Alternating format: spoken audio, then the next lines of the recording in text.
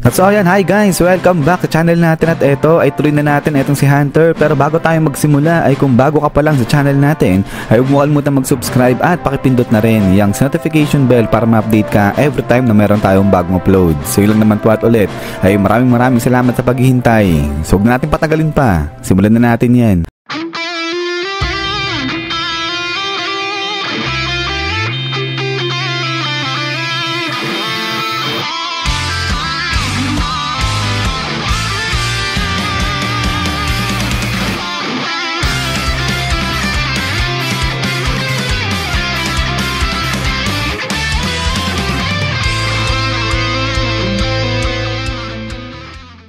At so nung sa nakaraan nga ay dito tayo natapos sa pag-aamok ng mga guns na to at sa pagpapaalis dyan kay Jing o di naman kaya kay Parston. At dito nga ay nagkainitan sila. So now ang continuation niyan is dito naman na. So dito na galit na nga etong si Mohawk at nag-conjure na nga sila dyan ng mga baril. Sabay sabi na sige kung ganun meron pang 5 option at ayun ay parehas mamamatay etong si Jing at saka nga etong si Parston. Natin pagkatapos nga niyan ay biglang tutok nila itong mga baril dyan sa dalawa at then ay dito pinagbabaril ngayon nila etong si Jing at saka si Parston.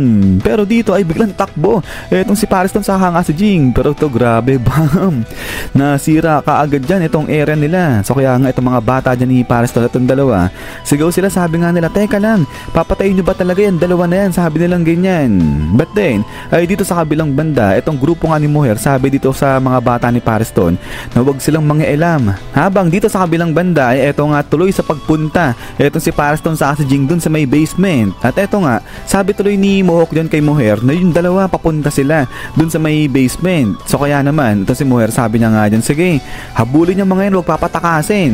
And then after nga yan is dito tuloy ngayon sa pagbaba etong si Parston sa nga si Jing dyan sa may basement habang pinagbabaril sila dyan ng mga bata ni Moher. Pero dito salita pa etong si Moher sabi niya nga dyan saka isa pa punong-puno na talaga siya dyan kay Parston kasi nga kabago-bago lang ang ingay, dami sinasabi, mahina naman sabi niya ganyan. At then ay pagkatapos nga nito ay eto nga tuloy sa pagtakbo dyan etong si Jing saka si Parston. Pero sabi nga dito ni Jing grabe ang init ng ulo, bilis nila magalit sabi niya ganyan. Pero sabi nga ni Parston tatawa-tawa lang siya na hindi raw pala ganung kabaliw etong si Jing katulad ng sinasabi ng iba. Pero eto nga sabi ni Jing kasalanan talaga ni Parston to kasi siya talaga yung nag-provoke sa mga yon. Pero sabi nga ni Parston dyan hindi, sinasakyan niya lang etong si Jing. Pero eto nga ngayon ay tuloy sa paghabol sa kanila etong mga guns na nga na to. Pero sabi nga dito ni Parston paano ba yan, di talaga magbaback down etong mga to. So paano, lalabanan ba nila etong mga guns? At din ay dito nga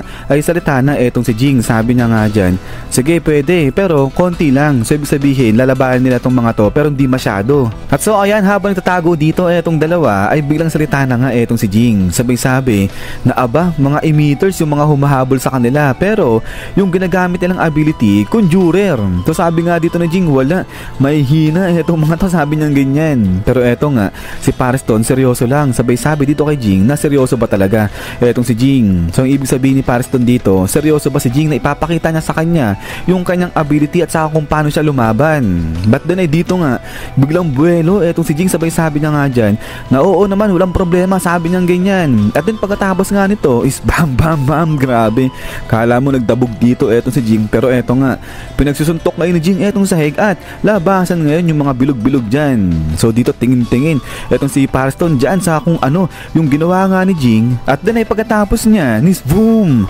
so dito nag-travel na etong mga suntok ni Jing papunta kung nasaan yung mga guns. Pero dito sa kabilang banda ay nandilat yung mga mata ni Parston. Sabay sabi na teka lang, eto yung ability ni Leorio sabi niya ganyan. At dito naman sa kabilang banda yung mga guns napahinto na nga rin sila, nagulat sila biglang may lobas na maraming bilog dun sa harapan nila. So takang-tanga etong mga to at eto nga tingin-tingin sila ngayon dyan sa may bilog. At then after nga niya nis bam, so dito labasan yung mga suntok ni Jing na ginawa niya. At ayan nga pak hala sige sapul ngayon dyan etong 3 guns. At then pagkatapos nga niya nis bam, so yun bagsak yung 3 at eto nga nagugulat pa rin dyan etong si Parston. At then pagkatapos nga niya na eto nga salita na etong si Parston. At ang sabi niya nga dito kay Jing na yung ability pala neto ni Jing ay yung kaya niyang gumaya ng ability ng iba. Pero ito nga sagot si Jing, sabi niya nga dyan na hindi naman ganun katindi o ka-extravagant yung ginawa niya dyan. At ito nga tuloy sa pagpapaliwanag si Jing na kasi siya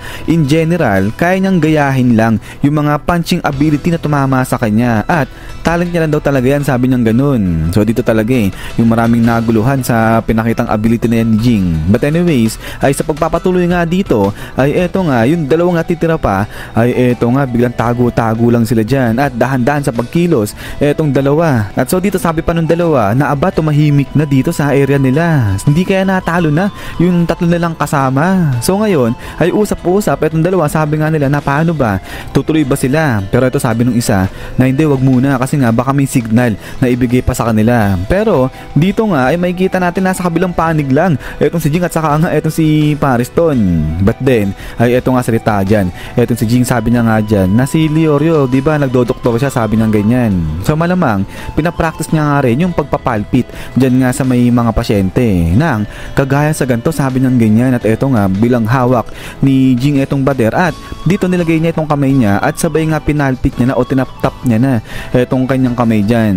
So dito nga nagpalabas ng aura etong si Jing ng kagaya sa may ultrasound. So kalat ngayon itong nen aura ni Jing dyan sa may pader at pagkatapos nga nito sabay sabi nga ni Jing na yung dalawa nasa likod lang ng pader na to, sabi niya ganyan. So dito ay observe lang, kinig-kinig lang etong si Pariston sa mga ginagawa nga ni Jing. At then pagkatapos nga niyan ay eto kapakapa ni Jing yung pader, sabay sabi niya nga dyan dito at saka dito sa side na to nandiyan dyan yung pwesto ng dalawa. At then ay dito tuloy pa ni Jing na kung si Leorio gagamitin niya yung kanyang nen aura ng kagaya nga sa may ultrasound ay magagawa niya na ma-detect yung mga tumors at saka yung mga blood clot at masira yung mga yon from the outside. At yun naman ay kapag hindi na yun kayang maabot pa ng mga surgery ganyan.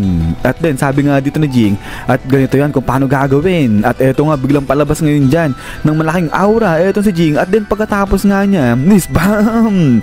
So dito sa pool ngayon etong dalawang tatago dun sa kabilang pader. So na surprise attack etong dalawa na to. But then pagkatapos nga niya ay eto gamit ulit ni Jing yung ability ni Leorio, sabay sabi na mukhang wala na, ubos na yung mga kalaban. So ito sabi ni Pariston mukhang sumuko na sila, sabi niya ganyan. At eto tuloy sa pagsasalita etong si Jing, sabi niya nga dyan na mukhang sa isip nila ay mission complete na sila, sabi niya ganyan. So dito ay nagtataka etong si Pariston, sabi niya nga dyan ano yung sinasabi nito ni Jing. So dito ay biglangang salita etong si Jing, sabi niya nga dyan na obvious naman na pinag-act lang ni Pariston yung mga guns na yan. Obvious na setup niya lang etong insidente o etong pangyayari na to, sabi niya ganyan. So ang lupit na ito ni Jing, nahuli niya etong setup dyan ni Pariston. Pero tuloy pa nga dito ni Jing na yung pinakamalaking pagkakamali nila dyan, si Mohawk kasi iniwan niya talaga yung option na etong si Jing sa si Pariston pareha silang tatakas. At eto nga sabi ni Jing risky nga para sa kanya kung papatulan niya talaga etong mga setup o etong setup nga na ginawa ni Pariston. Pero dahil sa gusto niyang irespeto na lang yung mga tauhan nga neto ni Pariston dahil nga sa pagsunod nila dyan sa script ni Pariston, kaya yan ay pinatulan niya na nga lang etong gustong mangyari dyan ni Pariston. Pero ito nga sabi ni Jing sa susunod kung gustong malaman ni Pariston kung ano talaga yung ability ni Jing, siya raw mismo yung gumawa o yung humarap sa kanya, sabi niya ganyan. At dito nga ay biglang napa-violet aura ulit etong si Pariston dyan, tingin-tingin ngayon siya dito kay Jing. At yun pagkatapos niyan is yan guys, so hanggang dito lang itong chapter natin na to. At so ayan ito talaga yung part na to yung sa maraming naguluhan kung ano talaga yung ability nito ni Jing. Pero yan nga, hintay-hintay lang, abang-abang lang para nga sa kasunod nito. At ayan na ulit guys, ay maraming salamat sa panonood dito kay Hunter natin. So lagi mag-ingat, God bless niyo lahat at kita-kits tayo ulit.